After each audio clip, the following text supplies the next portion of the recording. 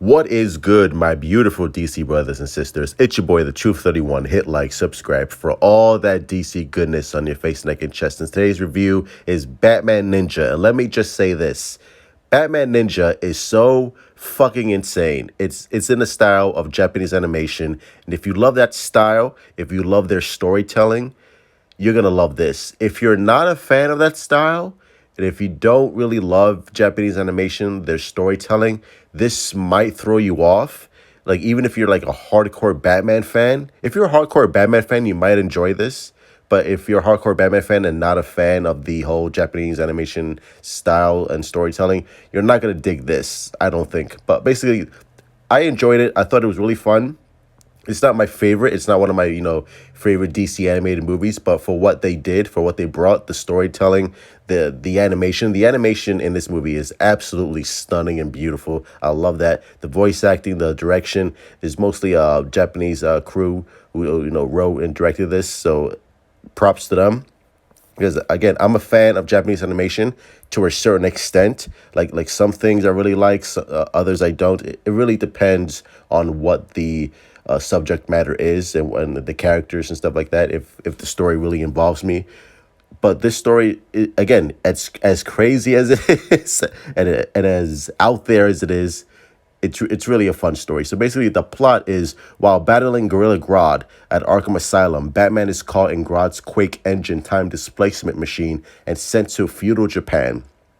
There, he is chased by a samurai working for the Joker. Always the Joker, bro. Damn. Like, this motherfucker's everywhere. During his escape, Batman meets up with Catwoman, who reveals everyone else arrived 2 years earlier due to Batman being in the outermost area affected by the Quake engine. He learns from her that all of Gotham City's top criminals have become feudal lords, and after deceiving the Son Goku, battling each other until only one state remains. In order to stop the villains from altering history, Batman and Catwoman must get to the Quake engine in Arkham Castle, formerly the Asylum. Batman discovers that Alfred Pennyworth is also in the past and has built a Batcave outside Edu. Look at that.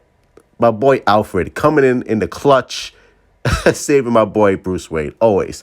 But again, as crazy as that sounds, somehow the writing, the direction makes it work within the context of this story. Now, if this was in any other animated movie, or whether it's live action or animation, you would call bullshit on this immediately. Like this, like reading that, the synopsis.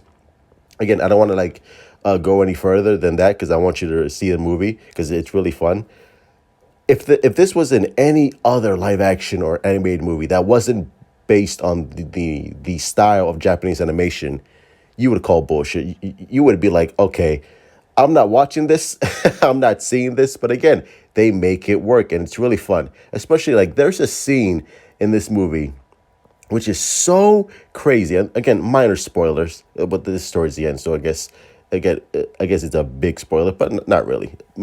I think it's a minor spoiler. There's a scene in this movie, anyway, before I, ramble off. There's a scene in this movie where the fucking there's like a giant castle. Like Joker merges all of the castles into a super robot Lord Joker, which is the picture you just saw. And I'm not joking about this. It's a once again, Joker merges all the castles into a super robot Lord Joker, which is, again, just saying that out loud is so fucking crazy. And an Enter Grodd gives Batman control of his army of monkeys. Yes, this is like some fucking Wizard of Oz shit. And Robin, who's the Bat family, is also introduced in this movie, which they have like unique designs, really cool, really like fucking heavy metal Mad Max type shit. I really like it.